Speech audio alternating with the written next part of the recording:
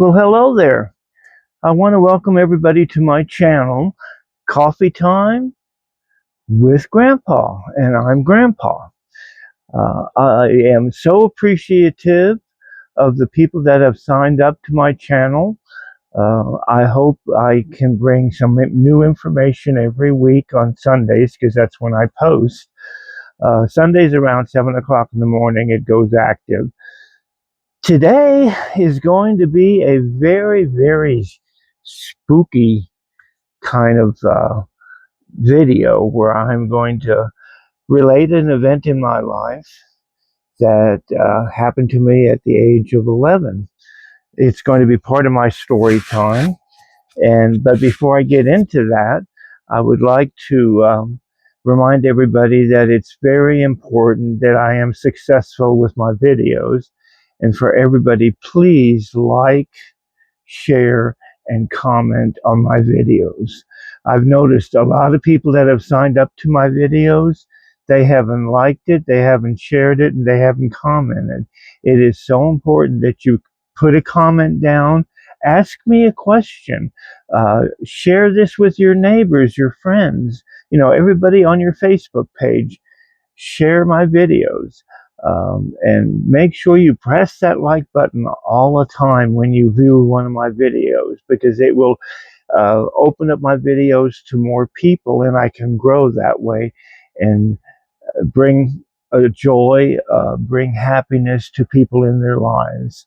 Um, my videos are primarily for older people like me because I'm 72 years old, and I am going through this journey where I am documenting my life from here on in, and trying to explain what happened, why I became so spiritual in my latter part of my life.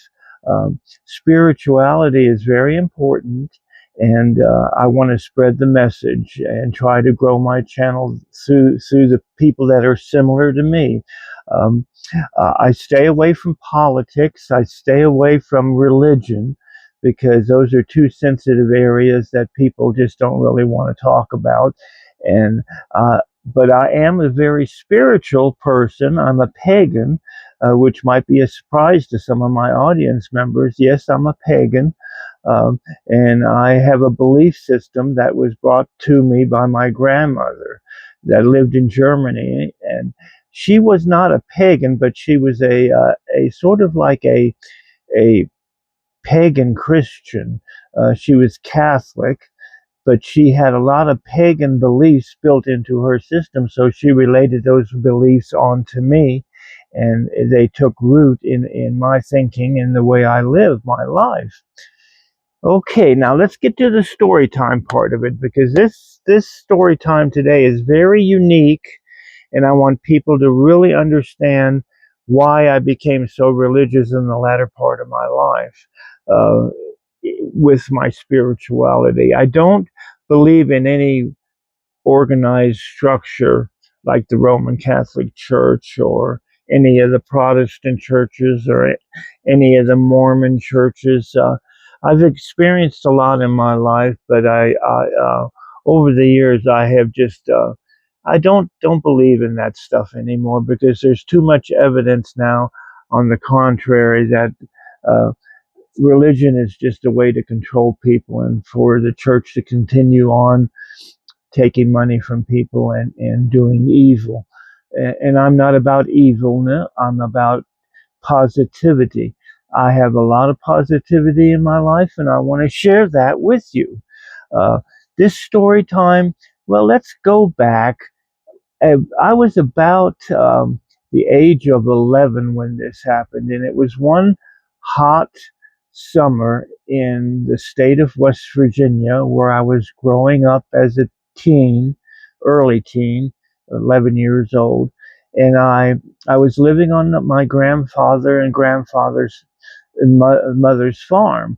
My stepdad's parents. I was living with them, and they lived in an old two-story house that that was probably around. It was built around the 1860s during the Civil War, uh, and so it was a two-story wood frame farmhouse.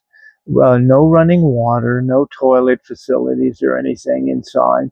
And this is the house that I was living in due to my father. He was getting ready to go to Vietnam when I was 11, 12 years old. And the Vietnam War broke out, and he was getting ready to leave for a year. And of course, before he left, this happened right before he left. I remember it as clear as day. Um, I had, as a child, I had always gone through a lot of anxiety because of the things that happened in my life. I was always on edge, and everything really, I was real sensitive because at the time I didn't know it. I was an empath, and I felt people's pain a lot more severe than a normal person would, being an empath. A lot of my friends out there will understand what I'm talking about.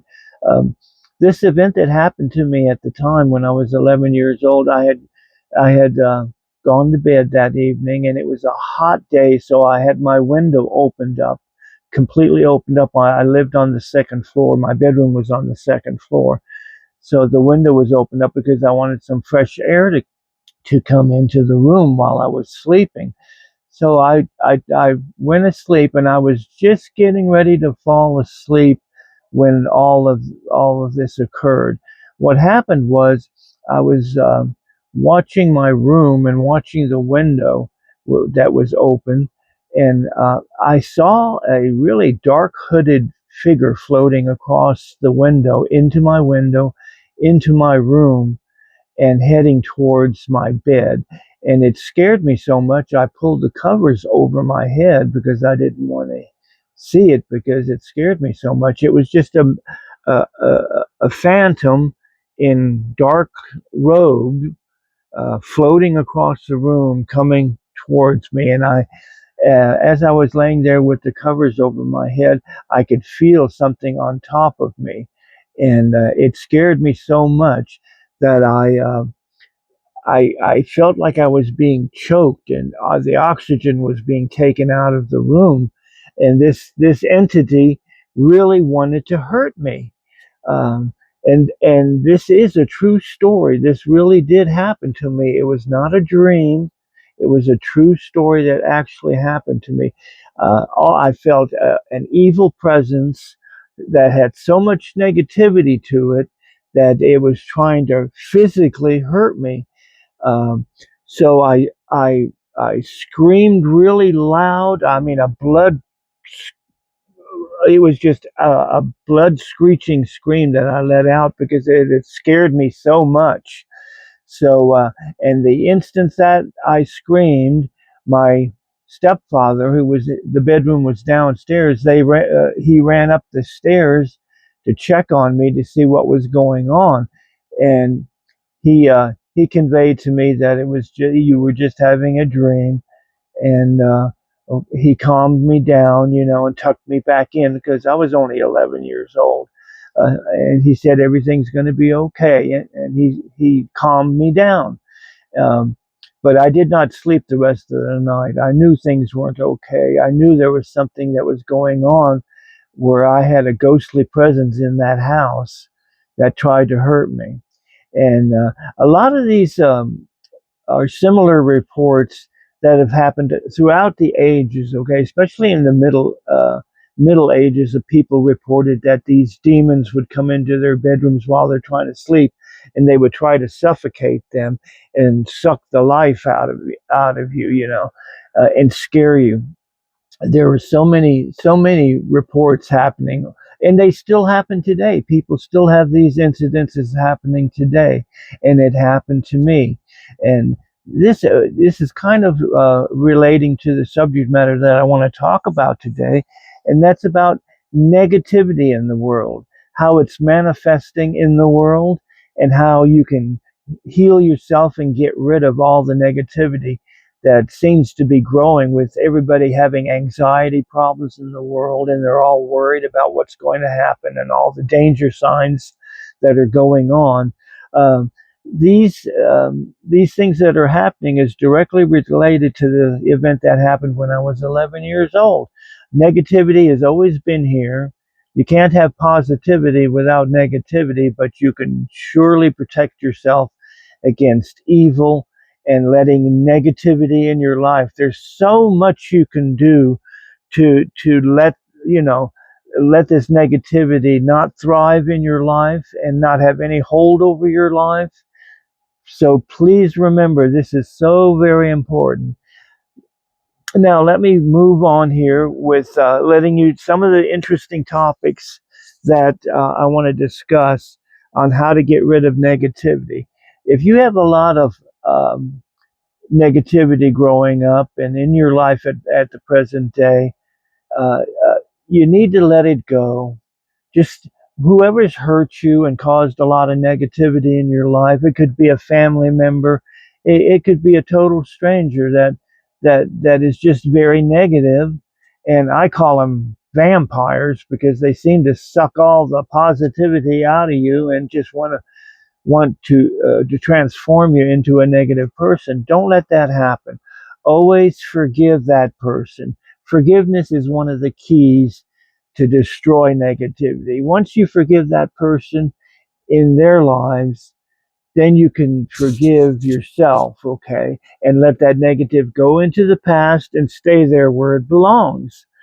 The past is just the past. Do not ever think that you can't do anything about this, okay? Uh, the events of the past always seem to try to overrule the present and try to control what's going on in your present life. Well, this is not true. You have to destroy negativity, let it go. Whatever's bothering you, don't create any more anxiety in your life than is necessary. Do not let past events rule your present life. Do not let negativity into your life. And this is a very important principle that I live my life by, and I hope that you will do the same.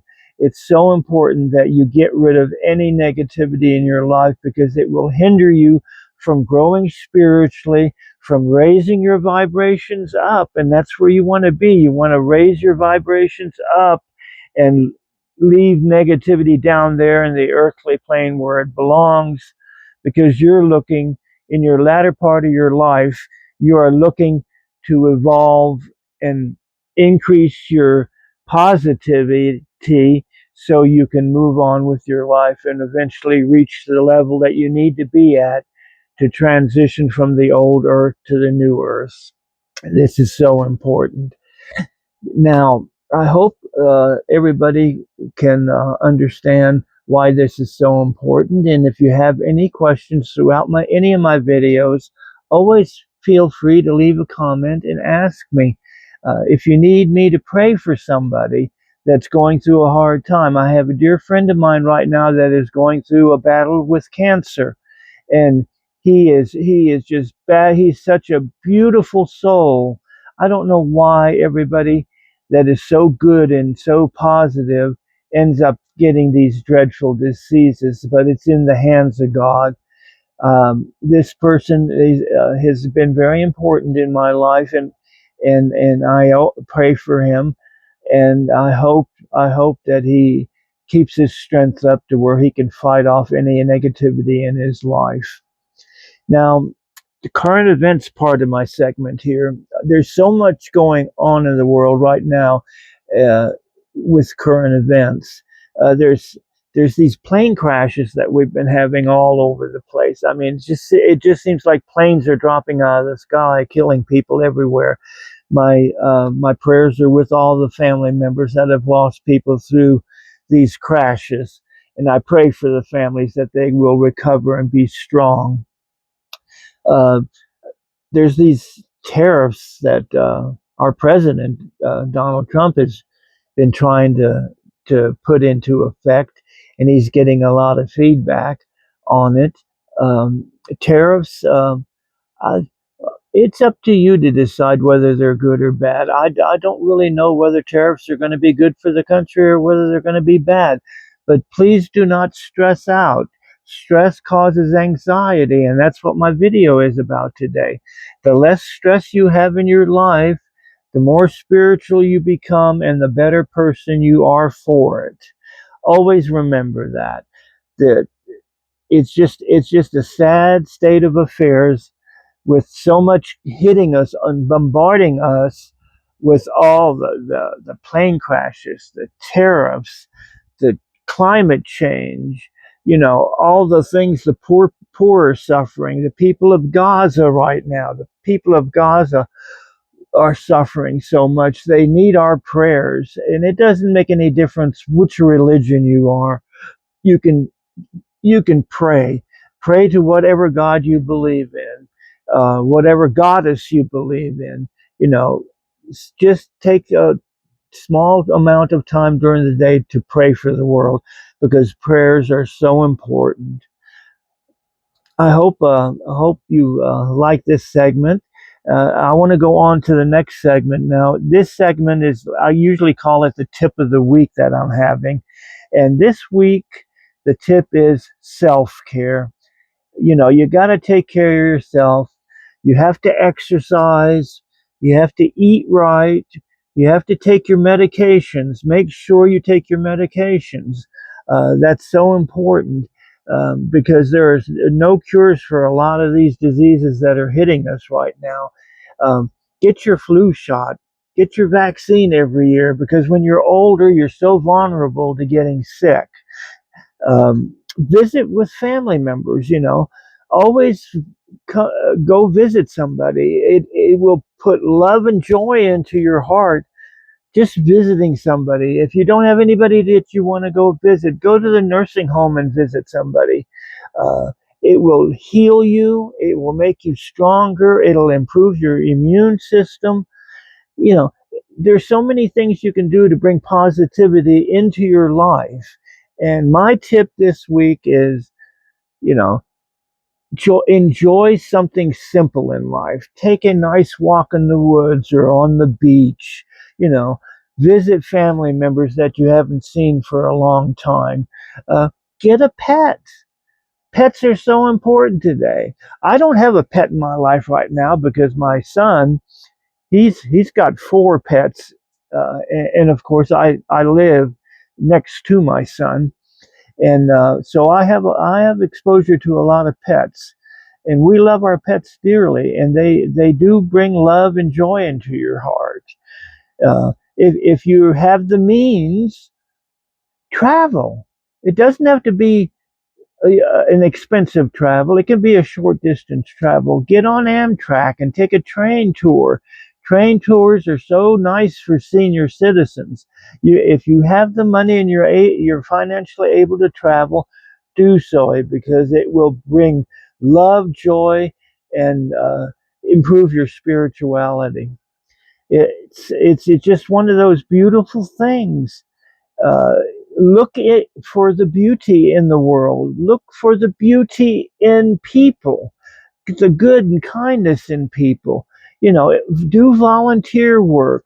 Don't sit at home idly by not doing anything.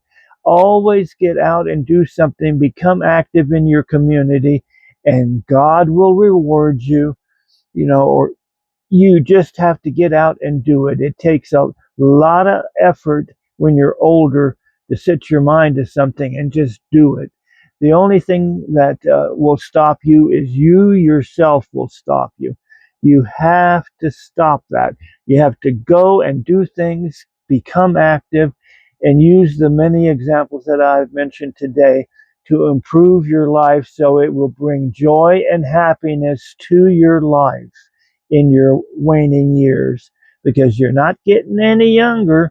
You need to get out there and enjoy life the best you can. Enjoy each day that comes along.